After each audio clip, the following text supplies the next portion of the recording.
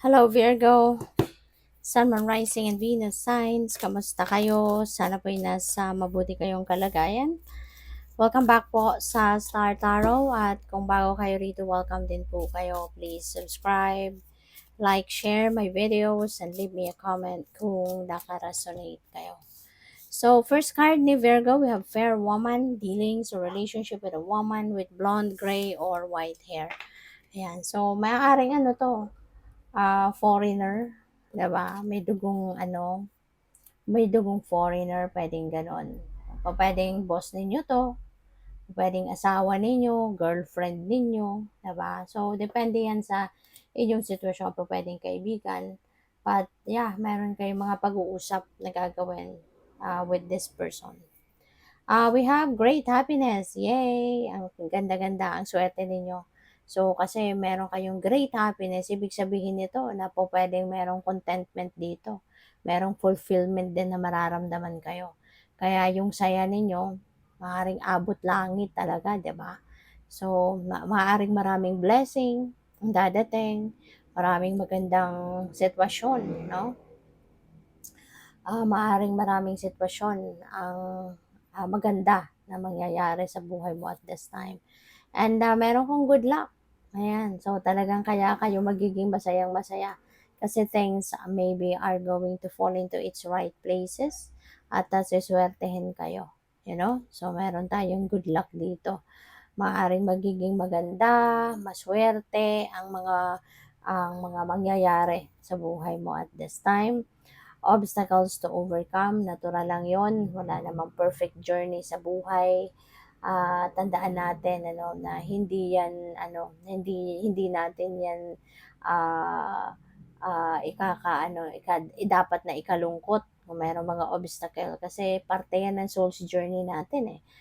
Through obstacles, dyan din tayo natututo sa buhay, dyan din tayo nagkakaroon ng mas maraming wisdom, lessons, 'di ba? Na mapapakinabangan din natin, no, sa buhay natin. Kaya 'wag kayong malungkot, no? Wag kayong susuko kapag may mga pagsubok at isipin ninyo na lahat naman ng problema may solusyon, lahat ng obstacle sa buhay merong way out 'yan. Okay? So, hindi naman 'yan magtatagal. So, we have time to act. Alright, panahon na para aksyonan mo ang mga bagay-bagay. Kunyari, may opportunity, 'di ba, na dadating or dumating, aksyonan nyo agad. Wag nang magpatumpik-tumpik pa. Wag na magpamamaya-maya na, 'di ba? At kung meron mang ganito, obstacle, may mga problema, ay aksyonan nyo agad. Isipin nyo na agad, no, kung ano ang magiging diskarte na agad kung anong ang gagawin mo para ma-solve mo yung problema, 'di ba? Rather than magpamamaya-maya na, 'di ba? So we have you will be playing a different role. Ayan. So iba-iba 'to.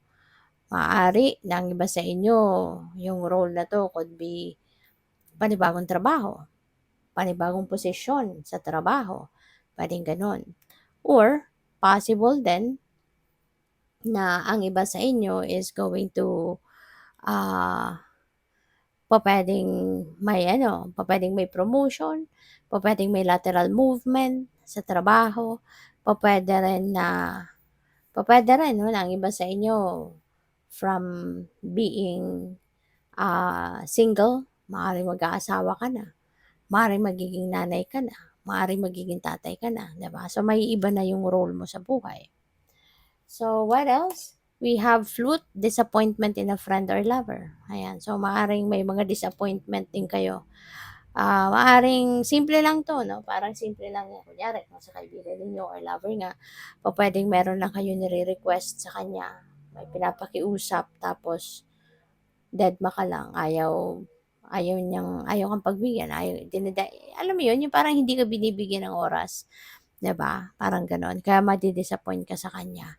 Gano'n din sa sa jowa mo, 'di ba? Pupuwedeng meron kang pinapakiusap, hindi hindi ka pagbigyan ba. Someone is extremely stubborn and unwilling to change. Naku, pupuwedeng siya 'yan. Pupuwedeng yung kaibigan mo 'to or yung person mo. Kaya siguro madi-disappoint ka sa kanya kasi 'di ba, eto magsusutil-sutilan, ina-advice-an mo naman, sinasabihan mo na kung ano yung mas makakabuti sa kanya, 'di ba? Pero wala, ayaw kang pakinggan, eh, 'di ba? He or she is unwilling to change. So, di wow, 'di ba? Kasi minsan talaga, 'di ba, may mga taong sutil, eh. Kahit ang purpose mo is para sa ikakabuti din nila, hindi nila ma-appreciate 'yun. Basta naiisip nila na nakikialam ka or what, 'di ba? Pero in fact, ang sadya mo is, 'di ba, to help them to be better people. Pero wala, 'di ba? Eh, di let them be. Ikaw lang ang mapapasama nun. So, we have increase in material wealth or spiritual growth. Ayan, so ang ganda. Maaaring ito na yung swerte mo, 'di ba? May good luck, eh. So, siswertehin ka. Maaaring meron mga material na bagay na ma-accumulate ka ngayon, may mga maraming pera, 'di ba? Pupuwedeng maraming pera ito na dadating or pupuwede rin na spiritual growth ito. So, magkakaroon na kayo siguro ng mas mas ano, mas, tawag dito, magkakaroon na kayo ng mas, malalim na pag-iintindi about life, about God, about the rest of your spirit team, ganyan. So, we have love.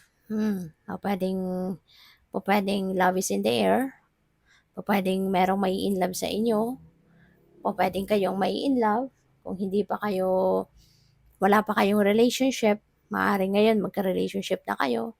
Pupuwedeng ngayon magkaroon na kayo ng jowa, 'di ba? So, pupuwedeng may gano'ng ganap. So, what else? We have bridge, successfully overcoming a problem. Ayan. So, this is good, 'no? This is good news. Kasi kung ano man ang mga pinoproblema ninyo, whether that is related to your love life or kung trabaho, career, or whatever, 'di ba? Maso-solve mo na, malalagpasan mo na, ano? So, that's really beautiful. We have exciting event. Ayan. So, baka may kasalan dito. Since we have love energy. Baka may kasalan, baka merong, ang tawag dito, okasyon, may mga okasyon, anniversary, birthdays, may mga proposal, ganyan.